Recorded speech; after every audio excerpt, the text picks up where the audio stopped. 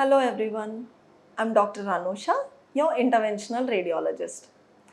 ఇవాళటి topic వచ్చేసి fibroids. So fibroid అనగానే ఏంటి?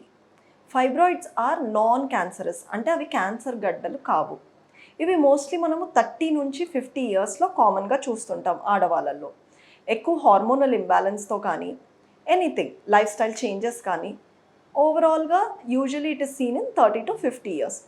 But due to fast changing life style modifications కొంచెం ఎర్లీగా ఫైబ్రాయిడ్స్ రావడం కూడా మనం అబ్జర్వ్ చేస్తున్నాం. సో ఫైబ్రాయిడ్ అంటే ఒక గర్భసంచిలో వచ్చే గడ్డ, అది యూజువలీ క్యాన్సర్ కాదు. సో దానికి కంగారు పడాల్సిన అవసరం లేదు. సో అవి క్యాన్సర్ కాదు కాబట్టి, బట్ దాని సిమ్టమ్స్ అయితే ఏమేమి వస్తాయి అంటే హెవీ బ్లీడింగ్ అవ్వచ్చు, పెయిన్ అవ్వచ్చు, కంప్రెషన్ సిమ్టమ్స్ ఉండొచ్చు ఆర్ ఎనీథింగ్. సో ఫైబ్రాయిడ్కి సొల్యూషన్ ఏముంది అని అంటే there are 3 ways.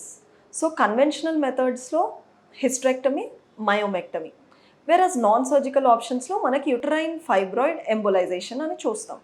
So uterine fibroid embolisation అంటే ఏమిటి?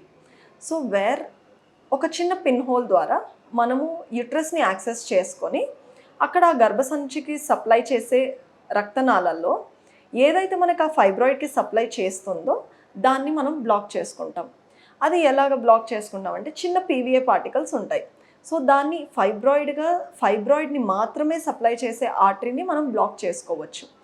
సో ఇది చాలా మినిమల్లీ ఇన్వేజివ్, వెరాస్ పెయిన్ తక్కువ, recovery time is very short. So చేసుకొని ఒక 1-2 డేస్లో you can go back to your work.